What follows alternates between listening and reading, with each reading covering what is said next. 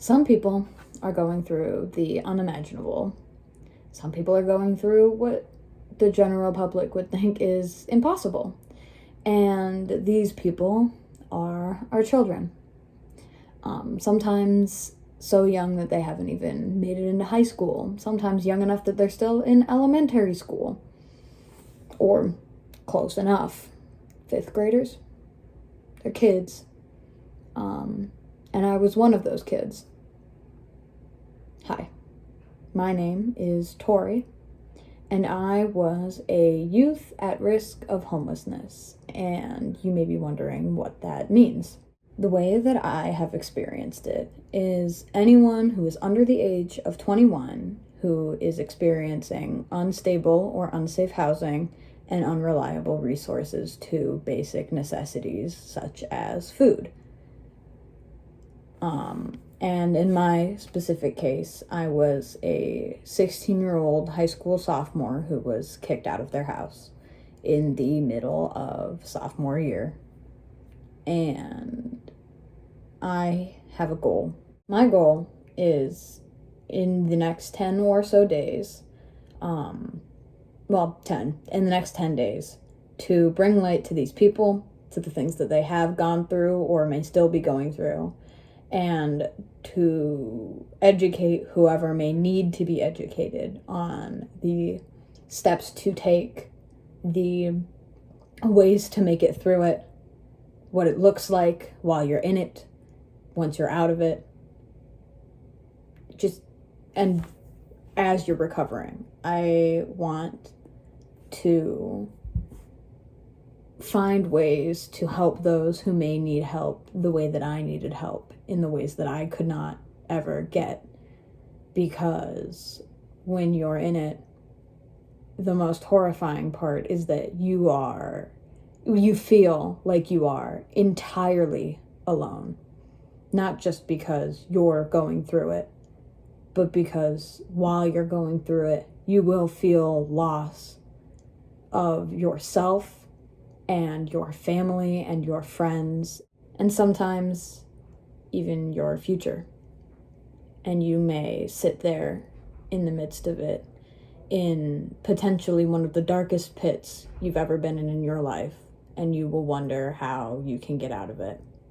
And I, as somebody who has gone through all of it and made it out the other side, want to be able to help anyone and everyone who needs it make it to the other side.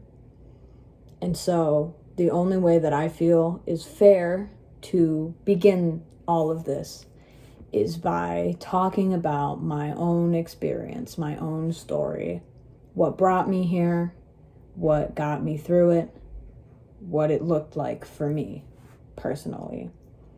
And a lot of what I talk about today will be very, very vague, because in the future, within the next couple of days, actually, I am going to send out more specific videos on some of these steps and processes, and I want to save the specifics for those, considering one video with all of the specifics about everything is just too much. It's just too much to be out there all at once. And before we do start, I will preface that you will see jump cuts, because this will take multiple takes, obviously, and also for editing purposes. I'm going to start and pause different video clips at certain spots, so you will see random jump cuts. But I promise you that everything that I'm saying is raw and unfiltered and entirely authentic, as much as I wish that it wasn't, because my hands are shaking. Like, as an example, and this is going to be a serious and deeply personal video, which is horrifying for it to be the first one I ever, not ever, but the first one that I put out here on this platform in this sort of way. So when you see jump cuts, it's either because I was rambling about something, or I said something so poorly, I got mad at myself and had to redo it. So, but again, otherwise, I assure you that everything I'm saying is fully honest, fully true, fully real. I don't know what else to say other than I promise you that I would not lie. If I know the truth about something, the truth is what will be said.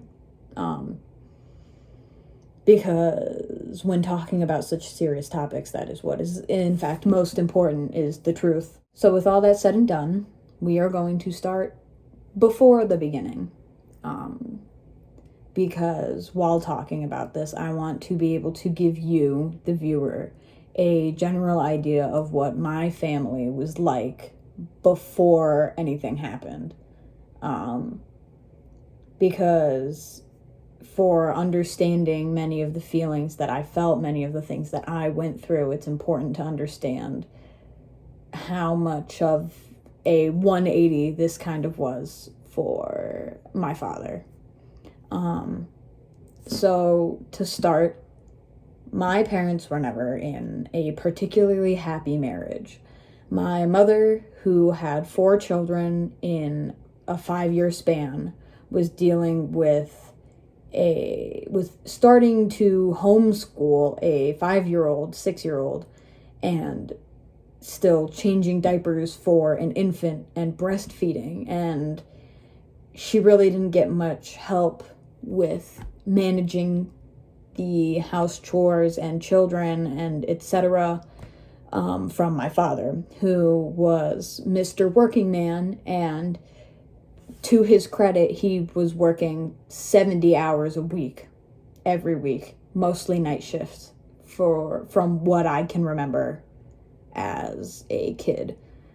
And so there was just a lot of both sides being overworked and being mad at the other one for not doing their part well enough.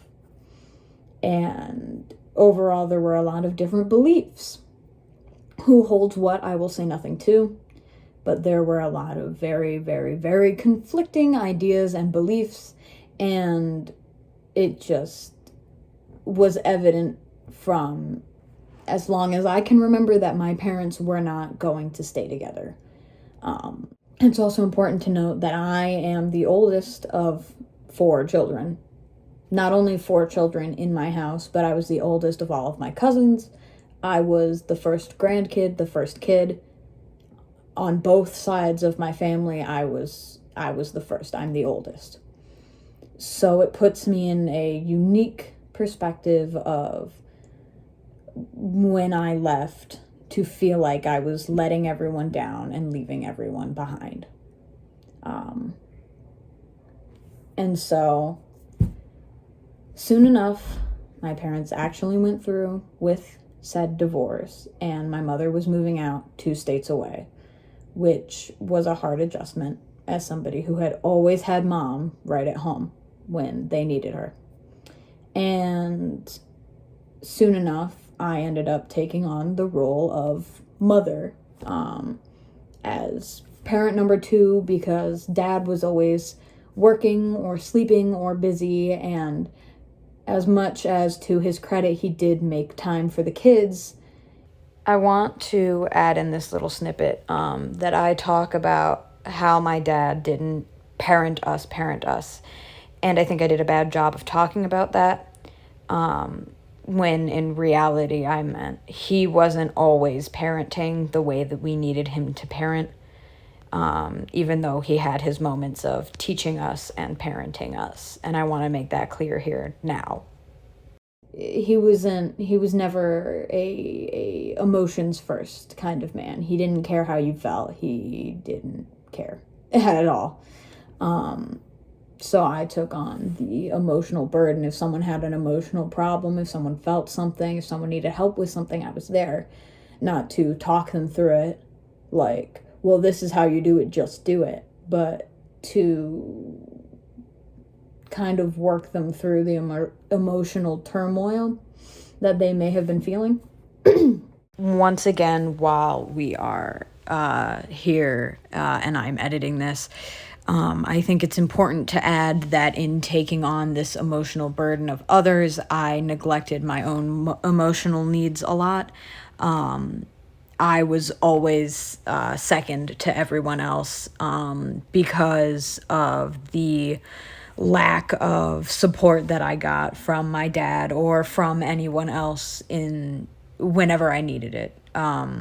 And that was how it was, not only after my mom left, but beforehand too. And I will go on to talk about that more in a minute, apparently. And so, having taken on the role of parent number two, not only just once my mom had left, but even before that, because she was so tired all the time, she didn't necessarily have it in her. It was a big switch when my dad started dating, and the first woman who he picked was a woman named Megan. Megan, when he met her, was still in college. She was roughly 10 years older than me. And having this woman who I didn't really know, I didn't really trust with my siblings, come in out of the blue fairly quickly after starting to date my father and start playing mom was not fun for me. And to her credit, she tried really hard to get me to stop feeling like I had to be a parent to my siblings. And she did a lot that improved the house. But her and I butt heads a lot. We clashed a lot because we were too close in age and we were trying to do all of the same things in our own ways. And neither of us liked that the other was encroaching on their territory or whatever. You can understand. You can conceptualize it. What I'm saying is that her and I didn't really like each other. We did at first, and for a while she tried really hard. And to say whether or not she stopped, I don't think I can. But eventually it just didn't work. And soon enough, she went digging through everything of mine that she could find and found some relatively sensitive things that in her mind painted me as a bad guy. And she has her reasons for thinking what she thought. And what she thought about what, I will not say, because that is outrageously personal to be putting on the internet. As much as she has, because she put it on the internet. Which, would make you think that I could, but I don't want to, because I don't want my stuff on the internet either. But either way, soon enough, she'd gone through everything she could of mine and declared me some villain, some awful thing, and had convinced my father to give me the ultimatum of start paying rent or get out. Something that I do not mention, I don't think, this far into editing, at least I haven't mentioned it, is that my father was very go to bat for you, fight for you if you tell me you need to be fought for. So this was an insane switch up for him to suddenly be like, get out or pay rent.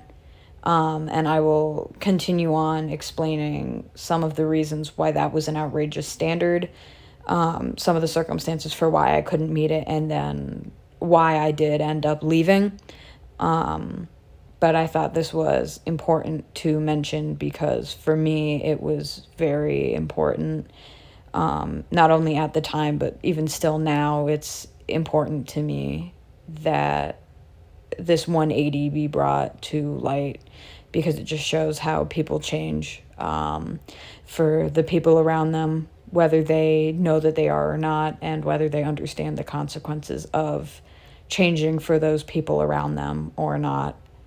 And as somebody who was freshly 16, right after holiday season, when they stopped hiring the part-time teenagers, right?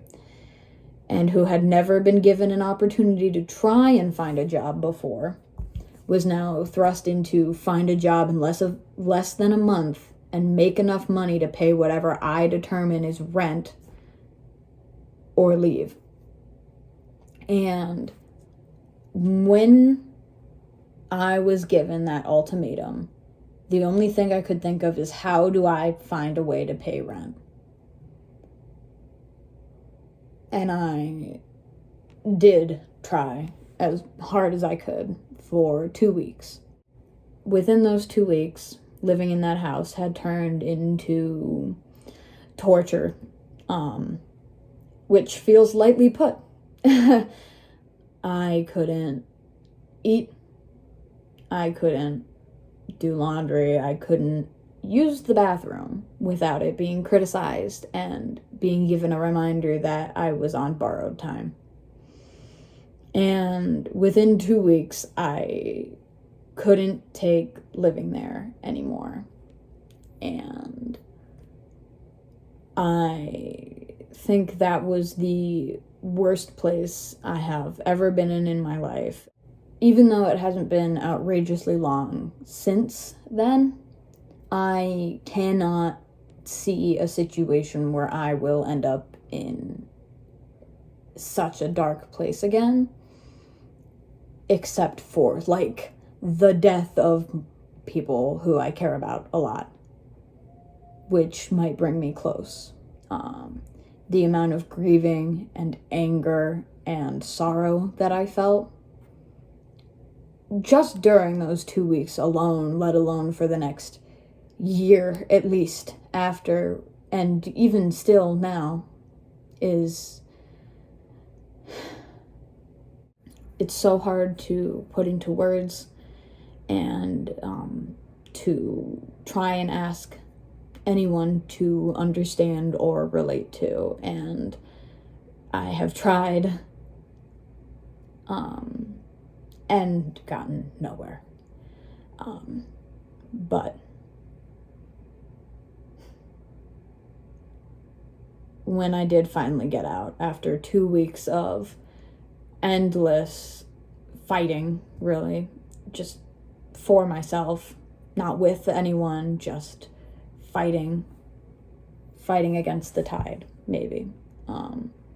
After 2 weeks of fighting, I couldn't do it anymore. And so my boyfriend at the time, who I don't give enough thanks to, now or then, he decided to take me in with his mother's agreement, because still we were minors. And that didn't work out. As many couch hopping situations don't, for reasons that I couldn't control. It did not work. And so within the month, I was moving again, taking everything I could, fit into a little bag or two, and I was off to my local safe house. And for those who are unfamiliar with what a safe house is, it is pretty much just a place for minors, so anyone under 18, who need somewhere to stay. They'll give you a roof over your head and food and access to clean and safe water and what things you need so that you can survive while you're in between places. And their goal is to put you back. Their goal is to give you a couple of months to work out how to fix things. But by the time I was there, my father was very much on the side of, I don't want anything to do with them anymore. And so I wasn't in the safe house for very long, because that place is temporary. You're not supposed to stay there for more than a month or two at most. But luckily, the parent company, who I won't name because it'll give away where I live, it's specific to the county that I live in, they have another program that is for people who are a little older. And it is the Transitional Independent Living Program, or TILP for short. And it's a program that's far more long-term. It'll give you 18 months of housing at most. And it's for anyone who is 16 to 21. They'll take you up until your 22nd birthday. And pretty much their system is, you get a little apartment, you get a roommate, you learn how to be on your own with help from someone nearby who can give you something to fall back on. They don't charge you rent. They help you get a job. They introduce you to more resources. They help you get on food stamps, and they'll teach you how to clean. They'll teach you how to work, how to stay healthy, just all sorts of different things that you need to be alive and stay alive. So TILP, which I was in for 16 of 18 months, became my new reality. We'll say that. And from the various groups that they had that were mandatory, and various events that they do, and just all sorts of things, it was an experience, and it was a good one for me. Not everyone has the best experiences with programs like these. I'm sure people have heard horror stories. Overall, I had this program had a positive impact on me as a person. It helped me grow, it helped me recover, and they helped me kickstart my future. And I will be talking more about my experiences within this program in the future, the lessons that I learned while I was there, the people that I met, the experiences that I had, and at the end of all of this, how I was able to make it out alive. And I'm only cutting this short because I know I don't have the time to go into detail about everything right here, right now, clearly. Because I know at a certain point, listening to somebody just talk about things gets infuriating. Especially for who I'm trying to reach, which is the kids who need to be reached, who need to be found. And so, with everything said and everything done, I hope that you will stick around for the next 10 days, and that you will be able to gain something from everything that I have to say and to share about my experience and the things that I have learned and done and seen. So that's all for tonight. And I suppose I'll be seeing, hopefully, someone in another video. And that video will be in 24 hours from the time that you were seeing this one. So, with that being said, remember that you're not alone. And know that you can and will live no matter where you're at now, what you're going through now, what you might be going through tomorrow or the day after. With all of that said and done, I hope to see you in tomorrow's video, I suppose. And even if I'm not seeing you tomorrow, I hope that I see you in the future at some point. And if you want to support what I'm trying to do, just engage. Give a like, leave a comment. If you have a question about something, ask it.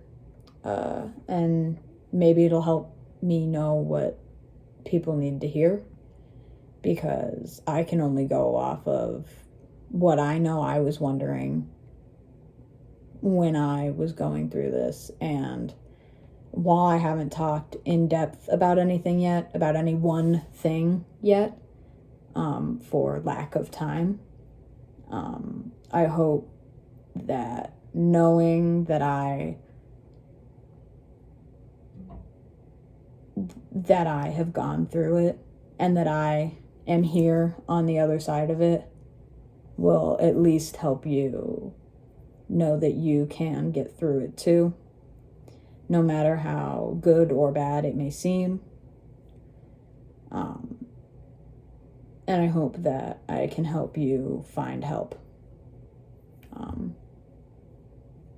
So, with that said, good night.